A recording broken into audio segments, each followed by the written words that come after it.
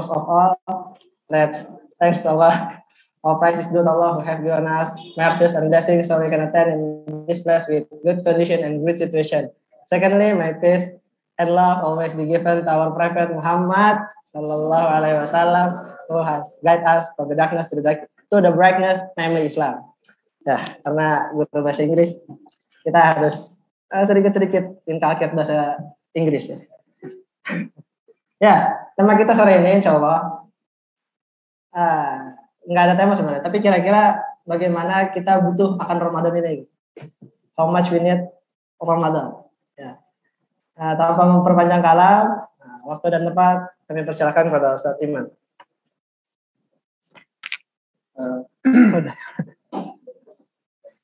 Assalamualaikum warahmatullahi wabarakatuh. Pasang dulu. Alhamdulillah, nahmaduhu wa nasta'inuhu wa nastaghfiruh wa na'udzu billahi min shururi anfusina wa min sayyiati a'malina may yahdihillahu fala mudilla lahu wa may yudlil fala hadiya lahu. Asyhadu an la ilaha illallah wa asyhadu anna Muhammadan abduhu wa rasuluh. Amma ba'du. Alhamdulillahirabbil alamin.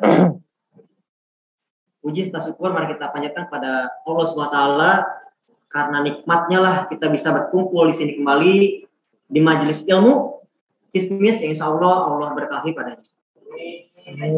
Tidak lupa sholawat dan salam juga kita panjatkan kepada Nabi Muhammad SAW dan juga beserta para keluarganya, sahabatnya, dan semoga kita mendapatkan syafaatnya di akhir nanti. Masih semangat? Ini lihat wajah-wajah di hari ke-15 itu berbeda. Amin 7. Amin 5. Amin 15, 14. Ya, Amin 5 menuju perpulangan. Ya, betul. Nah, langsung senyum kalau mau perpulangan langsung senyum, berbeda gitu ya. Ada yang sedih ya. Ada yang sedih gitu ya, ada yang bahagia dan sebagainya. Ya, semoga di hari ke-15 ini menuju ke hari 16 kita semua masih bisa diberikan kekuatan untuk menjalani ibadah Ramadan ini beserta dengan amalan-amalan yang ada di dalamnya. Para santri sekalian, ya kita ngobrol santai pada Kismis kali ini ya. Nah, memang untuk hari ini tuh saya juga diminta cukup dadakan gitu. Ya ketika sedang istirahat ada yang katanya hari ini ada jadwal Kismis. Memang seharusnya Ustaz Adian bisa mengisi, namun karena memang ada halangan beliau tidak bisa, dan insya Allah semoga saya bisa menyampaikan dengan baik lah ya, berbagi informasi gitu ya, yang jadikan ilmu ya kalian dan Allah SWT sendiri. Kalian punya cita-cita nggak? Hah? Punya? Pasti banyak ya. Ada yang punya cita mungkin jadi pilot, presiden. Oh, Nabil jadi pilot atau jadi pesawatnya? Insya Allah ya. The next Habibie. Ya, bukan jadi pilot doang, tapi pencipta pesawat. Saya juga alhamdulillah dari kecil sudah bisa menciptakan pesawat. Dari kertas. Saya bisa pesawat dulu, bisa bikin perahu, saya bikin gitu ya. Bahannya tidak perlu pakai bensin, saya pakai sabun jalan sendiri. Mau nggak tahu kan? Nah, berarti kalian tidak mengalami itu. Tapi ilmunya mahal. Buka kursusnya. Nanti ada kursusnya. Nah, apa itu cita-cita? Nah, itu kan suatu harapan kita. Nggak tahu itu harapan itu baik atau tidak kita di masa depan. Entah itu menjadi takdir kita atau tidak. Gitu kan? Tentu setiap orang tuh punya cita-cita. Itu karena hasrat kita. Hasrat dari nafsu kita melihat sesuatu. Contoh, kalian dulu melihat misalkan waktu kecil lihat pemadam kebakaran. Banyak tuh anak kecil yang anak TK tuh lihat pemadam kebakaran keren-keren katanya. Berani menghadapi api gitu kan. Seperti air dan sebagainya, penolong. Atau menjadi pilot. Atau presiden dan sebagainya. Ada juga yang dari kecil saya pengen jadi ulama ustadz gitu ya. Ada yang menjadi seorang hafizul dan sebagainya. Itu adalah karena kita melihat sosok. Tanpa melihat sosok, kita nggak bakal tahu kan. Pengen jadi apa kita. Nah gitu. Tanpa ilmu kita nggak tahu mau jadi apa kita. Nah, tentu dari cita-cita itu akan kita usahakan untuk kita gapai. Namun nggak ada yang tahu bisa terkabul atau tidak. Itu bukan karena terkabulnya atau tidak, bukan cuma karena usaha atau doa. Yang penting adalah apa? Kehendak Allah. Ya kan? Makanya kita harus setelah kita usaha, berdoa harus apa? Apa? Tawakal. Harus tawakal. Kalau kata orang Sunda, tawakal itu tara ngawakal. Gak bawa apa-apa. Nah itu bukan ya. Tapi kita harus bawa. Dalam Islam harus punya bekal selalu. Begitupun dalam mengusahakan suatu cita-cita. Contoh misalkan santri di sini dulu sebelum ke pesantren sini, yang Sauli, yang Prinstek atau punya aku, mungkin nggak pernah kepikiran mau ke pesantren At-Taqwa deh. Dulu mungkin ada yang pengennya ke SMP, ya SMP IT atau ke madrasah sanawiyah atau yang mau ke aliyah, mau ke SMA negeri. Atau juga yang di Atko pengen langsung ke kampus ya, kampus ternama, mungkin ada banyak lah ya, ada IPB, ada UI ya, ada UIN dan sebagainya. Saya juga kuliah di UI dulu, Unsur Indah. Ya. Harus bangga dengan kampus sendiri. Sama dan kita sebangga di sini. Dulu nggak mikir kan, nggak pernah bayangin bakal sekolah di sini, bakal pesantren di sini. Harapan kalian di sini nggak dulu? Mungkin enggak. Tapi ternyata ke sini, ya akhirnya kita cita-citanya tidak terkabul. Apakah itu karena kita kurang usaha atau kurang doa? Bukan, karena kehendak Allah. Nah, kehendak Allah ini tidak ada yang memberikan keburukan kepada para hambanya. Pasti mengandung kebaikan. Seperti halnya dalam Quran surat Al-Baqarah ayat 216. Bisa jadi kita menyukai sesuatu tapi tidak baik buat kita, atau sebaliknya kita nggak suka ternyata baik. Nah sekarang dulu ngapain sih pesantren? Madesu, apa madesu itu? Masa depan sukses. Oh di sini harus sukses ya. Kata orang suram katanya. Ngapain pesantren, susah kerja, susah keterima di kampus ternama dan sebagainya. Kata siapa? Kalau kayak gitu berarti kehendak Allah itu menyalahi dong. Itu tidak. Kenapa kayak di sini? Mungkin inilah yang kalian itu butuhkan. Allah lihat kayak itu orang-orang yang memang berkualitas. Yang namanya berkualitas jangan sampai disimpan di tempat yang buruk. Contoh berlian, di tempatnya di mana? Di mana? Bingung ya, nggak pernah lihat berlian Pak katanya. Ya, berlian itu tempatnya susah dicari, gitu ya. Di tempat-tempat terbaik, gitu. Tidak sembarangan orang bisa lihat. Masuk aja mungkin harus orang-orang ternama, gitu. Gak mungkin lihat di tong sampah ada berlian, ya. Adanya mungkin kalau tong sampah ya sampah-sampah, gitu. Jadi pasti tempat terbaik. Nah, begitu kalian, ketika kalian ditempatkan di suatu tempat, kemungkinan inilah tempat terbaik buat kalian. Di sini, dulu ketika kalian nggak tahu. Ya, jangankan mau sama Ramadan Pak katanya. Sholat subuh, alhamdulillah kalau bangun. Gitu. Bangun subuh maksudnya. Jam 6 atau jam 7 baru bangun. Antara berangkat sekolah sama sholat subuh, nggak tahu mana yang duluan. Gitu ya. Ada yang ingatnya di sekolah belum sholat subuh, akhirnya bablas nggak sampai sholat subuh. Atau mungkin lupa dengan yang lainnya lah ya, kayak gitu. Tapi setelah kayak di sini, alhamdulillah, jangankan lupa sholat subuh. Bangunnya aja, duluan sebelum subuh udah bangun. Alhamdulillah peningkatan. Jadi rencana Allah itu adalah kebaikan buat kita. Jadi bukan cuma kita pengen saja, tapi kita butuh juga.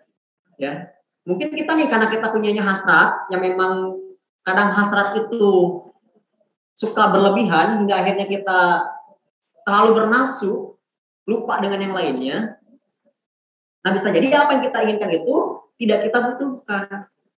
Contoh kalian bawa ke sini bajunya mungkin butuh 10, bawanya 20. Sisanya yang nganggur gak jelas.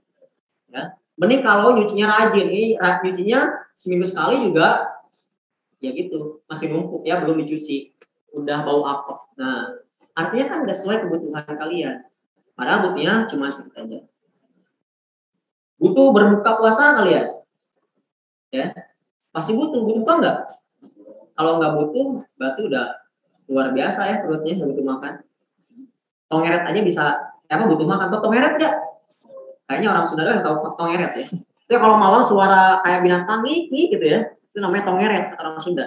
Ya, katanya makannya angin. Nah, kayaknya juga kan nggak harus makan angin, tapi butuh makan yang lain. Gitu. Nah, butuh makan itu bukan berarti cuma sebatas kita makan sebanyak-banyaknya. Karena biasanya nih, orang yang saum itu dari siang hari udah mikir, buka pengen sama jus, pengen beli bakso, wah segalanya di absen. Tapi kalau nanti pulang, pasti pengen segala mau. Udah ada di depan mata, baru minum 1 gelas, makan kurma 3, kok kenyang tadi. Lihat yang lain jadi males. Dipaksain, bukannya taraweh malah, nah kan tahu kayak gitu. Jadi bukan kebutuhan, tapi karena keinginannya terlalu berlebih. Gitu. Jadi Allah tuh ngasih ke kita tuh pas, ya di tengah-tengah, tidak lebih, tidak kurang. Kalau kita mikir, ya Allah tuh kenapa sih nggak ngasih saya uang? Saya lihat teman saya tuh jajannya banyak, kok saya dikit nur jajannya? Mungkin bukan karena kalian itu tidak bisa jajan banyak nantinya, takutnya uangnya tidak terjaga hingga akhirnya berlebihan. Ya, yang banyak uang saja masih suka berlebihan, ya enggak? Apalagi yang awalnya nggak punya uang tiba-tiba dikasih uang banyak, akhirnya segala dibeli tapi nggak butuh. Ya. Punya mobil 10, ya. Punya motor banyak, rumah banyak, yang ditinggalin cuma 1, kamarnya 1 juga ditinggalin. Buat apa sih sana? Kalau kita kasih ke orang lain kan lumayan, ya. Mungkin ke Bang Mutakin mau rumah ya, buat masa depannya. Ya. Kamu nggak punya masa depan? Kok siap ke Mutakin doang? Ya, masa depan ya, Insya Allah. Ya, kita nggak tahu masa depan kita tuh adalah kematian atau memang suatu hal yang lain ya. Makanya kita berlomba nih. Ramadan ini kita sedang berlomba. Kita berlomba-lomba menjemput amal yang banyak ya, menjemput pahala atau menjemput takdir kita sendiri kematian ya. Oke. Nah, tentu ya para santri sekalian, dari qadarullah yang tadi ketika kalian datang ke sini itu akan menjadi kebaikan. Karena bisa jadi ketika kalian di luar nanti, kalian berkumpul dengan orang-orang yang membuat kalian jadi buruk. Ya enggak? Dikatakan bahwasanya kita itu akan dikumpulkan dengan orang-orang yang sejenis dengan kita. Yang baik dengan yang baik, buruk dengan yang buruk, ya kan? Enggak mungkin. Gitu kan, misalkan ahli ibadah dengan ahli mabuk misalnya gitu. Ya, berkumpul suka nongkrong bareng gitu, makan bareng gitu. Itu hal-hal yang memang langka gitu ya. Di majelis bareng-bareng gitu. Jadi ya gitu. Tomat ya. Obat maksiat. Tetap aja buruk ya. Nah, kita di sini alhamdulillah bisa berkumpul dengan orang-orang soleh, teman-teman kan orang soleh semua. Ya, ada Ustaz Ardi, ulama di sini, Ustaz Adia gitu ya. Alhamdulillah. Mungkin di luar kan belum tentu. Di sekolah tuh teman saya itu pernah cerita. Kalau kata orang dulu gini, ada yang bilang, ada yang mulai di pesantren dulu tuh ya. Apaan anak pesantren tuh katanya, di pesantrennya soleh-soleh keluar bejat-bejat gitu. Menjadi paling maksimal apalah gitu, hal yang receh gitu. Itu masih mending saya bilang dibandingkan kalau dia nggak pesantren bisa lebih buruk dari itu. Saya dapat cerita dari teman saya, dia kelas 1, langganannya apa? Dia waktu itu sebelum pesantren ya, dia hijrah alhamdulillah pesantren. Waktu itu belum pesantren, ketika kelas 1 SMA, hobinya apa? Hobinya mabuk katanya. Nongkrong sama teman-temannya, gitu. Tawuran tiap minggu ada jadwal katanya gitu. Hebat tawuran ada jadwal gitu ya. Kita aja taraweh jadwalnya dipaksain gitu. Tawuran di jadwal. Gitu. Pokoknya ada tawurannya tuh, ada waktu. Kalau nggak ada jadwalnya, kita bikin jadwal sendiri gitu. Nyari musuh jalan. Gitu. Itu karena tidak ada pendidikan rohaninya. Nah, kita alhamdulillah dengan di sini ini kebutuhan kita agar kita terjaga demi menjaga generasi kita nih, menjaga agama kita. Ya. Jadi harus bersyukur karena mungkin di luar sana banyak yang pengen ke pesantren karena ya terlanjur ya gimana lagi. Harusnya sih kalau terlanjur ya bangun, kita kayak misalnya nyemplung ke selokan. Ya terlanjur ke selokan, tidur aja di sini kan nggak mungkin. Ya. Ya. Mu'az lagi jalan lari nyemplung ke solokan, udah kecil nggak kelihatan di mana Muaz itu, tidur di sana, kan enggak, ya. Harusnya bangun gitu, bersihkan diri. Nah itu kesalahan pemikiran, orang bilang, ya udah saya telanjur, kelakuannya jelek, lanjutin aja. Harusnya sadar, kalau dia butuh kebaikan, carilah kebaikan itu. Nah, lalu bagaimana nih dengan bulan Ramadan ini?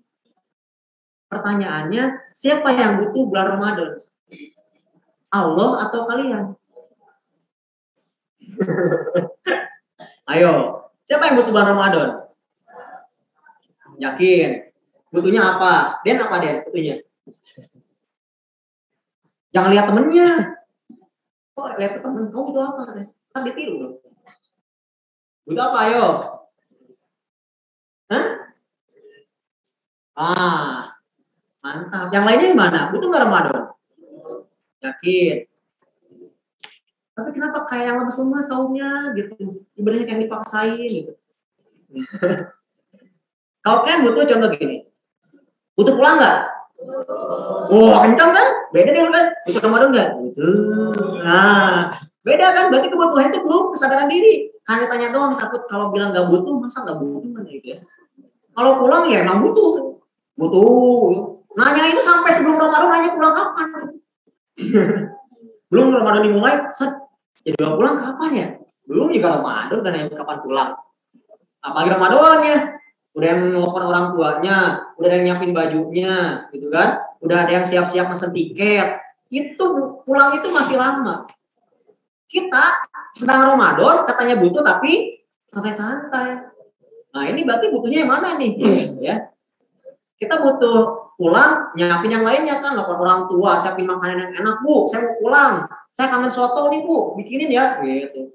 Bu kangen opor, opor nanti, udah ngomongin bulan Idul Fitri, opor duluan kan, masih lama. Ya. Mulai dari sekarang, padahal masih jauh di depan sana. Nah kalau memang kita butuh, berarti harus ada persiapan dong, ya. Dan pertanyaannya, kenapa kita butuh bulan Ramadan? Kenapa kita butuh saum di bulan Ramadan?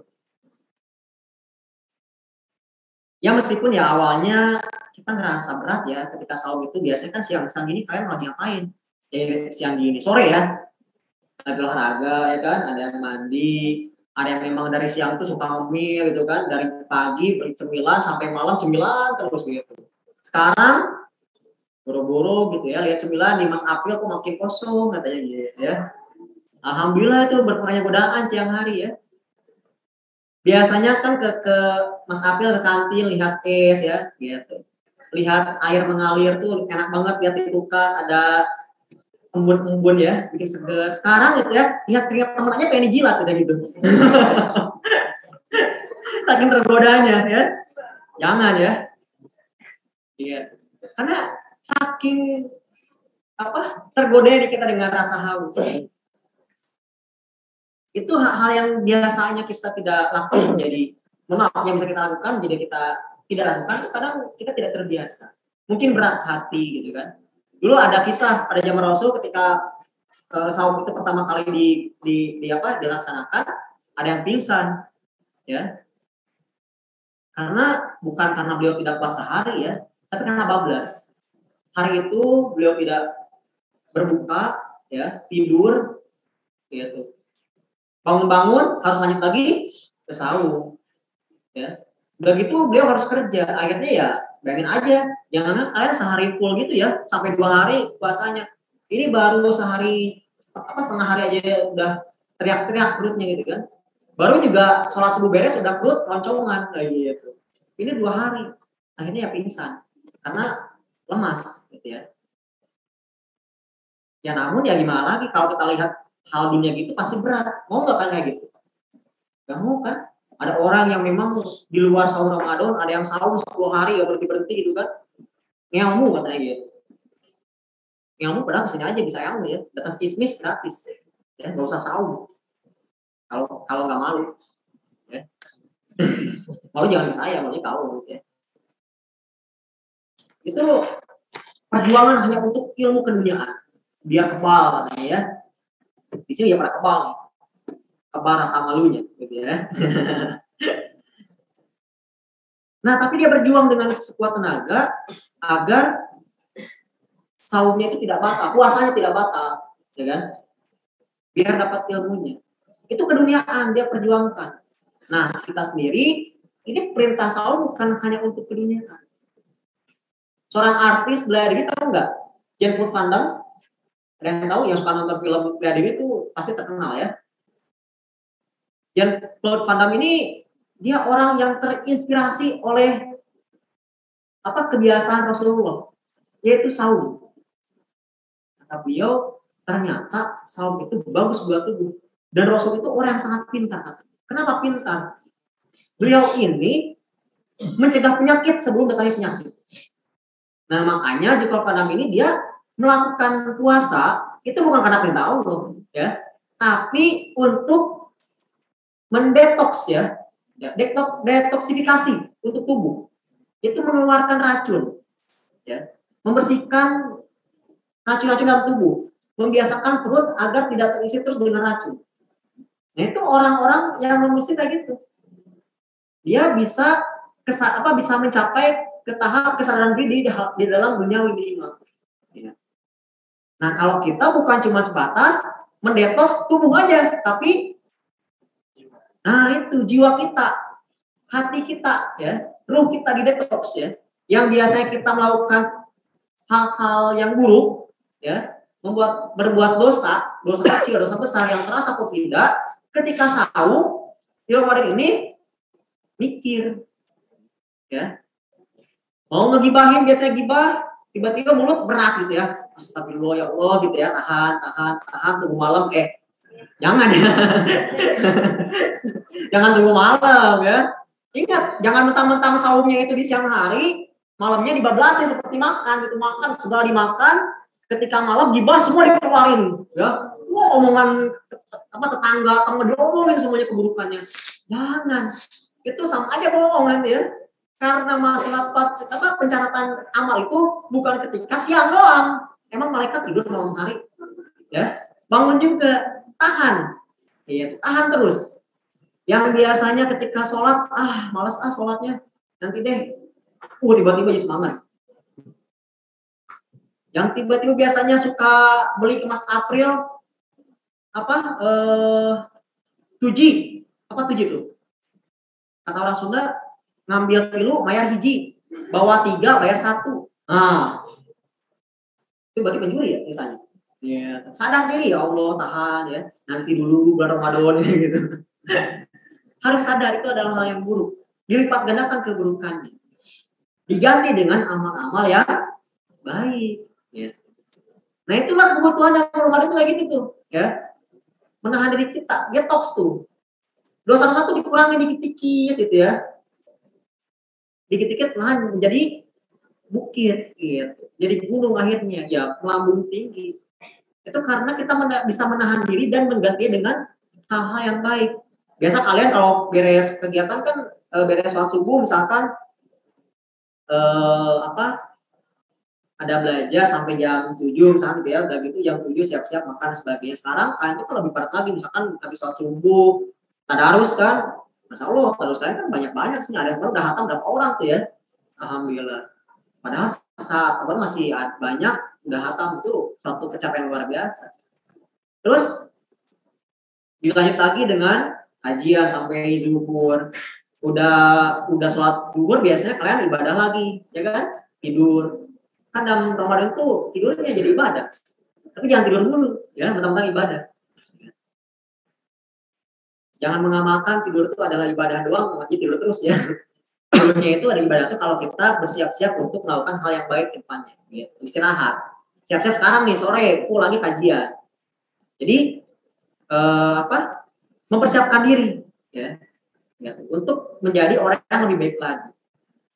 Nah, ini detox ini kan butuh. Kalian butuh obat nggak? Yang sakit butuh obat kan? Kemarin tuh waktu sebelum Ramadan banyak yang sakit. Sekarang Ramadan alhamdulillah, saya belum ada yang sakit lagi. Tapi ini suatu berkah dalam bulan Ramadan kan? Kemarin sebelum Ramadan tuh, ya Allah ada yang 10 orang sakitnya gitu kan? ada malaria, malarindu, gitu ya. Di rumah, pulang ke rumah sehat semuanya. Ya, banyak gitu. Tapi ketika Ramadan tiba-tiba sehat tadi karena dia detoks tubuhnya, hatinya. Kata Rasul ketika ada yang sakit dikasih madu dan Al-Quran. Buat apa?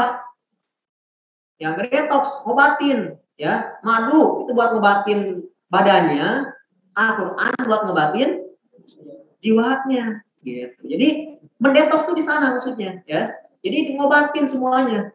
Kalau kita sakit gak diobatin nanti rusak. Nah sama kalau jiwa kita rusak nih gak diobatin, ya udah wassalam, gelap lah hati kita. Kalau udah gelap, bayangin aja kita itu kalau jalan di kegelapan malam atau misalkan di kamar lagi mati lampu, jangankan mau jalan, mau berdiri aja kadang raba-raba dulu takut kejedot, gitu ya kan? Nah itu orang yang buta kayak gitu, hatinya gelap tuh kayak gitu. Ketika dia mau menuju kepada kebaikan, dia tidak tahu ke arah mana, akhirnya cuma muter-muter di tempat. Bisa jadi mungkin jatuh ke jurang, mati, ya. Mungkin sih jatuh jurang neraka. Ya kalau sampai akhir hayatnya dia tidak mendapatkan pencerahan dalam hati. Nah inilah barang-barang itu luar biasa, ya. Yang namanya obat itu kan meskipun pahit, tapi yang namanya obat yang nggak mau harus dimakan biar kita sembuh meskipun pahit. Sama dengan bulan suci Ramadan. Sahur pertama mungkin kita berat, ya. Aduh, haus pagi yang sampai nggak sahur, bablas tidurnya, gitu kan? Ini azan awal atau azannya ada subuh? Ternyata azan maghrib. Enak ya? Nggak sahur bangun-bangun maghrib. Ya bukan enak itu, nggak tahu diri, ya. Sholatnya berapa waktu yang kelewat itu ya? Amal yang itu lewat lebih banyak, ya lebih bandar nanti ya. Jadi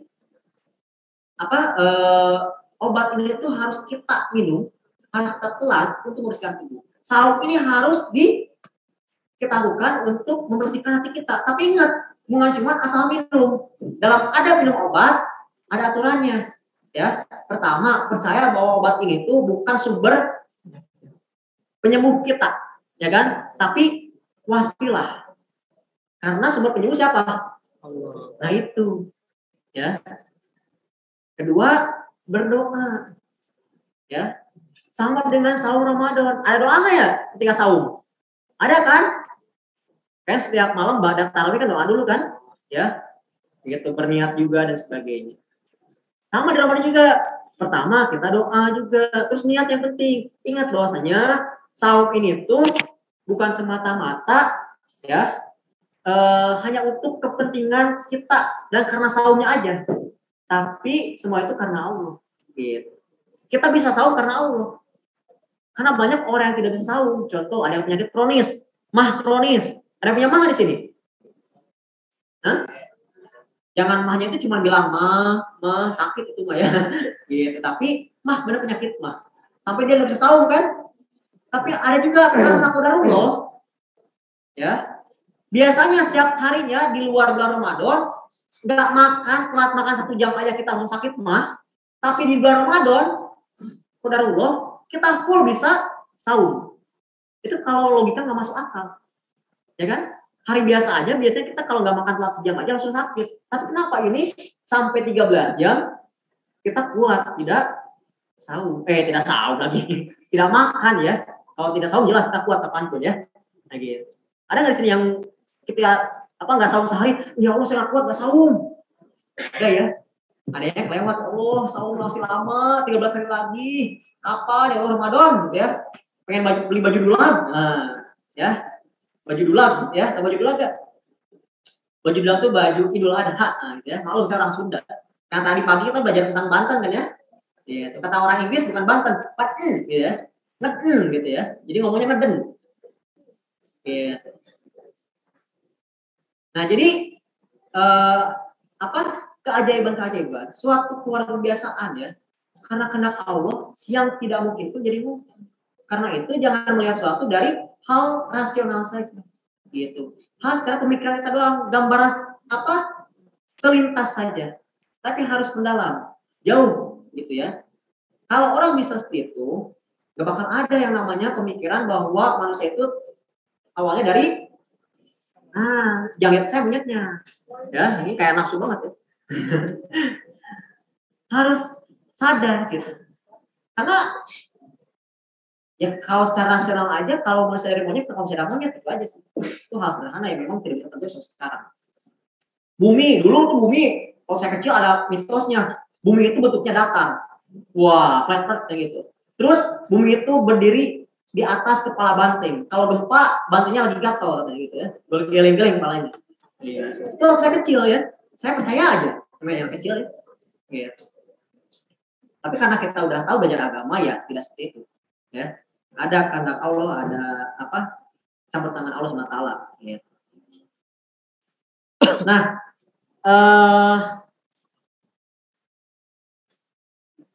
setelah kita sadar tentang kebutuhan di bulan Ramadan ini, tentu kita pun akan sadar juga apa yang harus kita persiapkan, ya kan?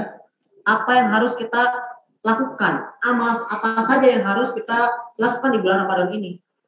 Kenapa? Karena kalau kita butuh, ya jelas kita harus melakukannya dengan sebaik mungkin. Kayak tadi, kayak mau pulang, persiapannya kan jelas, mau siapin apa aja biar biar tidak ada yang ketinggalan di pesantren. Ya.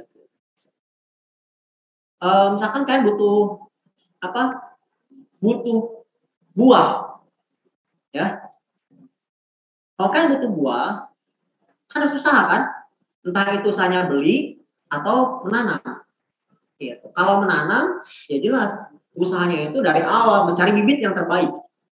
Kedua, mencari tanah yang terbaik pula. Jangan sampai kita mau menanam buah mangga di padang pasir. Gitu. Bukannya tumbuh yang ada kering, habis gitu ya. Nungguin juga percuma, kita siram juga, ya kemungkinan percuma. Ya. Jadi mencari tempat yang terbaik juga. Setelah itu rawat dengan baik, kasih pupuk, ya kan? Dikasih air, dilihat, ya, terawang, kayak duit ya dia. Ya. Jadi dipersiapkan dengan baik agar nanti keluarlah buah yang terbaik. Ya, gitu. Ada buahnya. Kalau udah muncul buahnya bisa kita nikmati, gitu kan?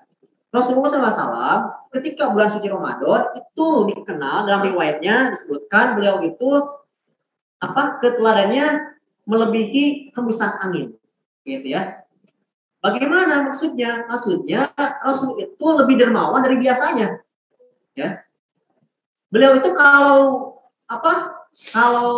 bersedekah itu cepat dan tanpa banyak pikir.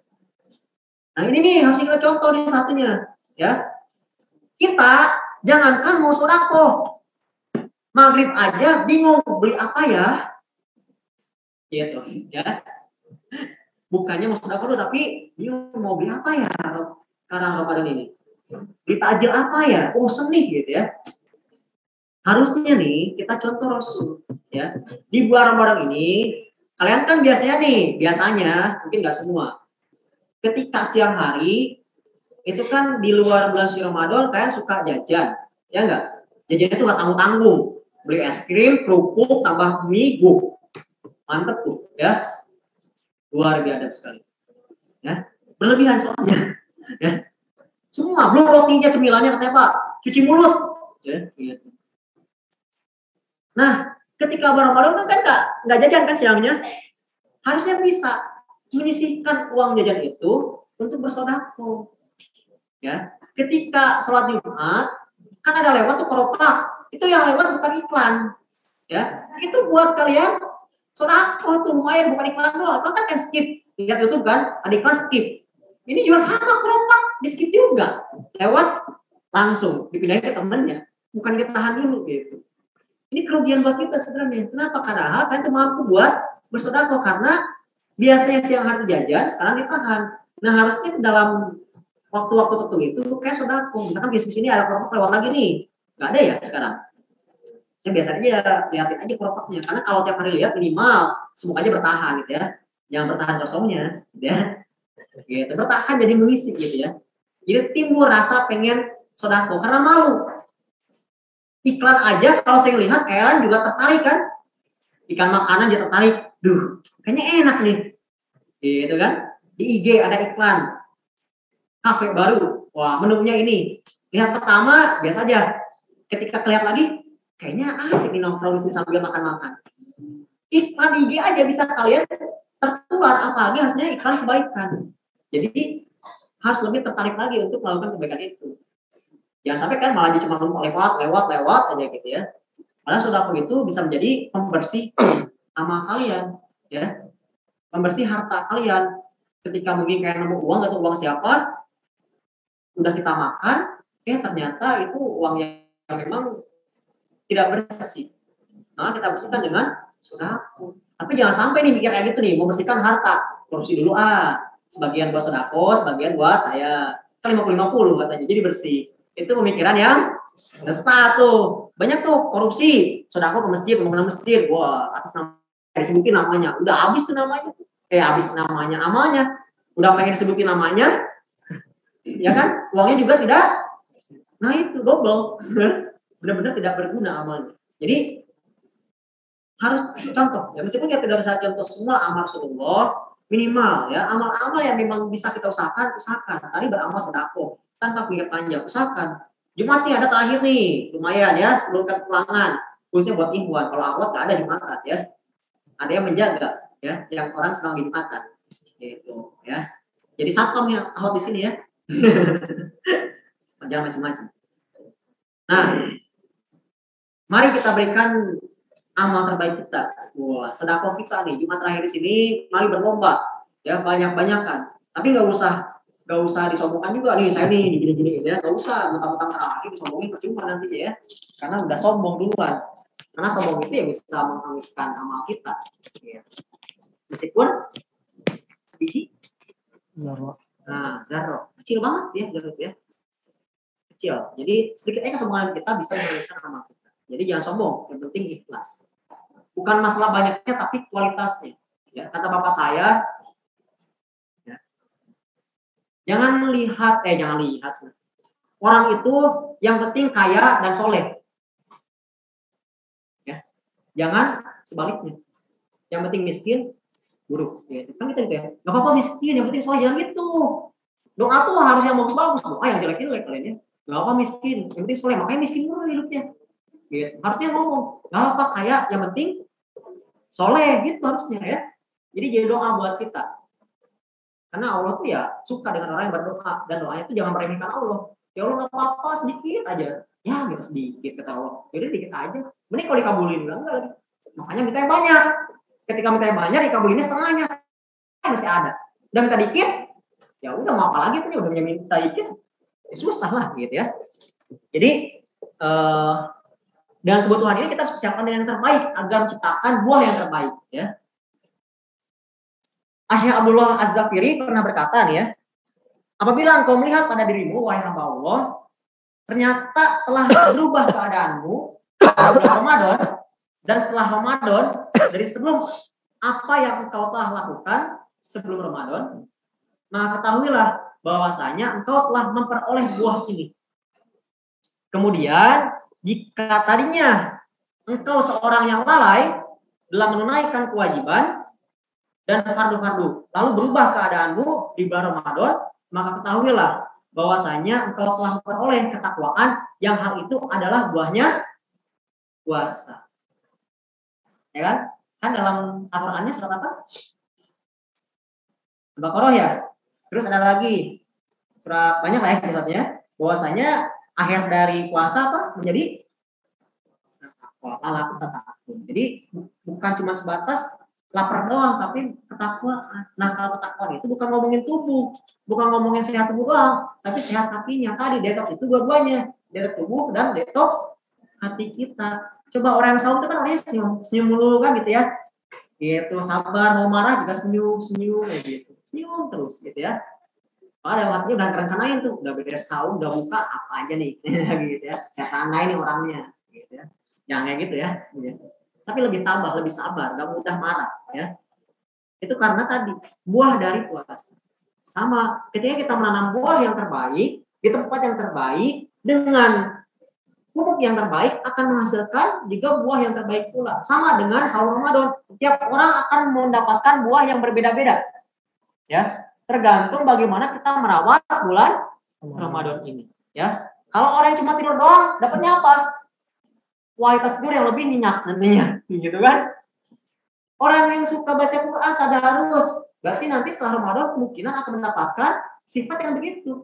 Orang yang cinta baca Quran, yang suka kajian, begitu pun sama, dan seterusnya. Yang suka nambah, ya, bukan nambah sholat fardu ainnya ya. Ya, nggak boleh tambah itu mah. Kalau tambah malah sesat kita nanti ya. Ustaz, karena saya semangat Ramadan, nanti sholat dulu saya pengen 8. Gitu. Sesat itu ya, nggak boleh. Harus sesuai kalau fardu ain ya. Ini yang sunah-sunahnya, yang sudah yang tertulis ya. Biasanya kalau kalian misalkan ketika sholat Jumat itu kayak tidur doang sampai imam datang, maka sampai imam beres ngomong pun tidur terus, untung ya sholatnya nggak tidur, gitu ya. Ditingkatkan bangun dan sholat, ya sampai imam datang. Setelah imam datang kalian melek dengerin khutbahnya, jangan tidur. Udah tidur kan gak dapat nasihat dari imam. Kedua, temennya ikut bangunin, kasihan temennya yang bangunin, ya dia kenapa? Nanti kehilangan pahalanya, gitu ya. Kalau dibiarin nggak tega katanya, oh, bagus itu, bagusnya kayak gitu, ada rasa nggak teganya. Tapi tadi harusnya tega, biarin ini orang tidur aja. Setelah imam beres sholat lagi apa? Khutbah, beres sholat, kita bubar, dia mesti tidur.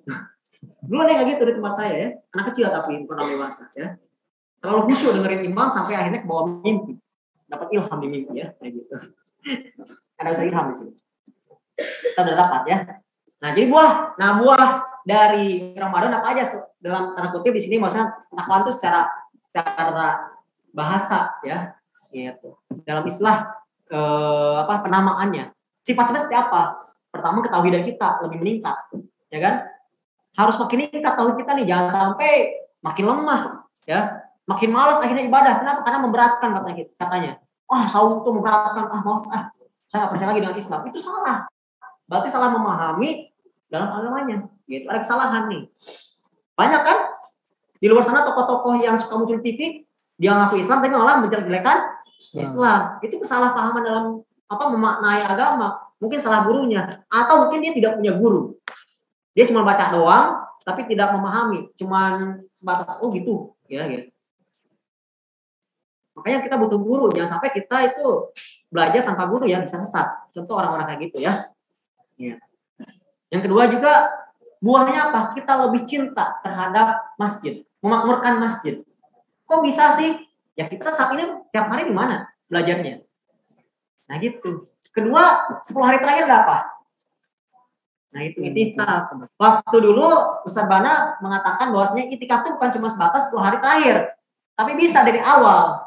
Maksudnya ini kita cinta dengan masjid. Kita di masjid itu bukan cuma rumpi, bukan gosip, tapi mengamalkan amal-amalan dalam bulan suci Ramadan, baca Quran, sholat dan sebagainya, ya. Menimba ilmu, jelas. Apalagi di sini nih, tadi makanya ini suatu keberkahan buat kalian. Ketika kalian tidak jadi ke sekolah di sana, akhirnya di sini kita di sini selalu belajar. Tiap hari ada kajian ilmu. Semoga tidak bosan. Harus makin cinta dengan kajian ilmu. Ya, makin mencari di luar sana. Setelah keluar dari sini, makin haus. Wah, saya kangen belajar. Jangan sampai udah bosan belajar. Dari dulu belajar mulu, istirahat. Ingat, istirahat dalam dunia itu adalah ketika kalian mati. Itu baru istirahat sesungguhnya. Ya. Karena dalam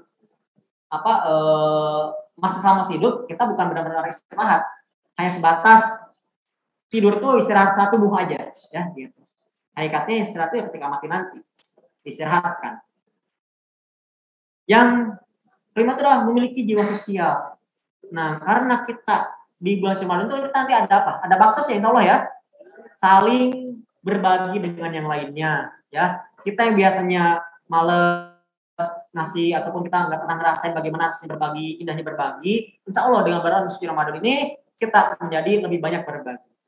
Ya, di luar sana banyak suka berbagi dan sebagainya. Ya, nah itu ya kenapa kita butuh bulan Ramadan. Jadi setelah kita tahu butuh bulan Ramadan, jangan lupa untuk mempersiapkan hal-hal yang perlu kita lakukan di bulan suci Ramadan. Ingat, Ramadan masih ada sekitar 14 hari lagi. Ya, mari kita lakukan sebaik mungkin. Yang belum disiapkan dari sekarang, mari kita siapkan lagi. Masih waktu, jangan sampai Ramadan kita sia-sia. Ya, harus bermanfaat agar kita bisa mendapatkan buah yang terbaik. Jangan sampai buah busuk setelah kita saum cuma dapat capek lapar doang. Ya. Mungkin itu saja yang bisa saya sampaikan. Ada pertanyaan nggak? Tidak ada ya. Saya kembalikan ke MC. Oh, ya, syukran jazilan. Thank you very much, ya, Mr. Iman atas pemaparannya ya. Ya, jadi kesan pertamanya itu Allah doesn't give you what you want, but Allah gives you what you need. Ya, jadi God's plan itu jelas lebih baik lah daripada our plan. Ya, ada pertanyaan? Kalau nggak ada, langsung ke kesimpulan. Ada, saya saudara ya. depan waktu dan tempat dipersilahkan. Ya boleh, asal yang penting kedengeran. Agak depanan aja.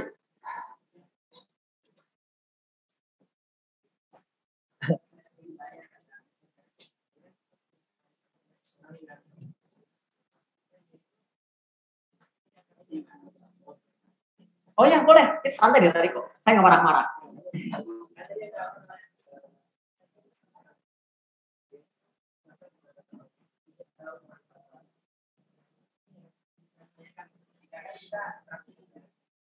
Masya Allah. Andin.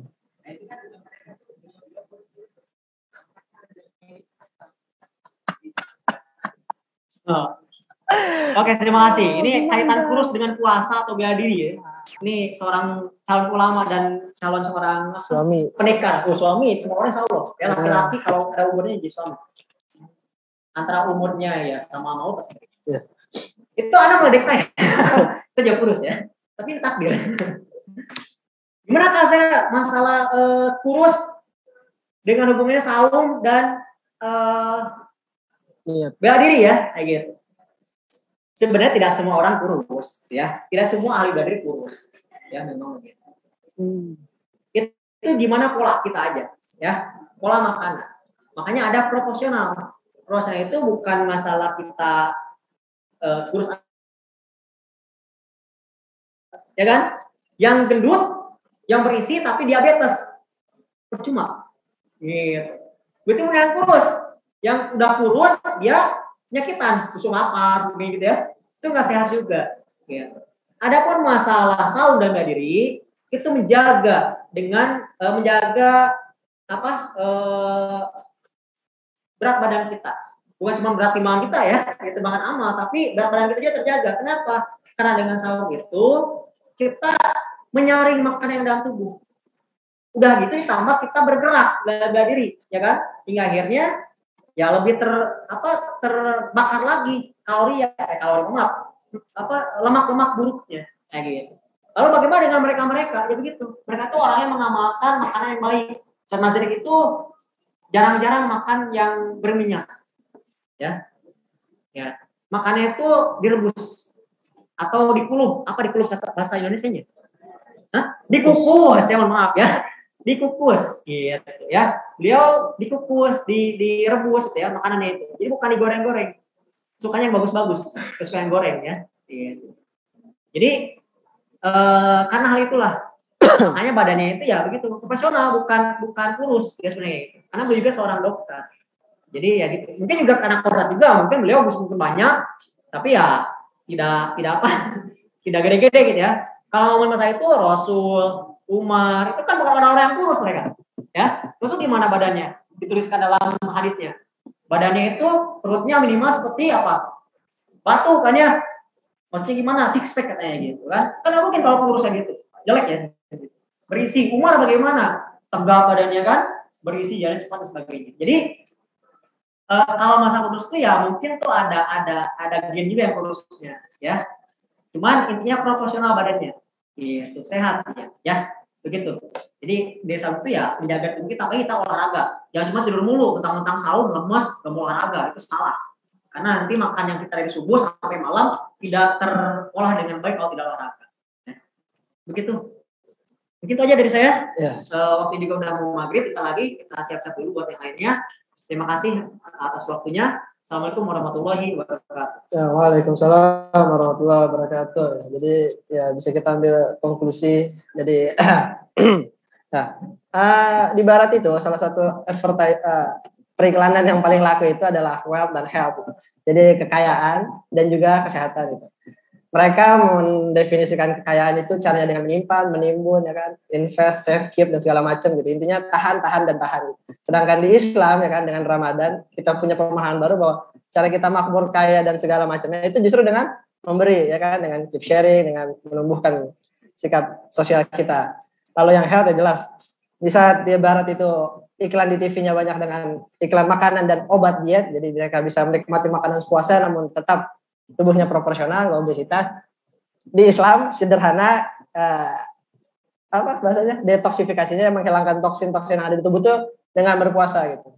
Jadi ya itu apa yang barat cari sebenarnya Islam sudah melakukannya 1400 tahun silam. Dan tapi tentu kita sebagai muslim yang kita cari di Ramadan ada beyond purpose-nya yaitu takwa. Ya. Itu aja mungkin kesimpulan yang bisa saya berikan. Yumkin hadza minna. Wa'alaikum warahmatullahi wabarakatuh.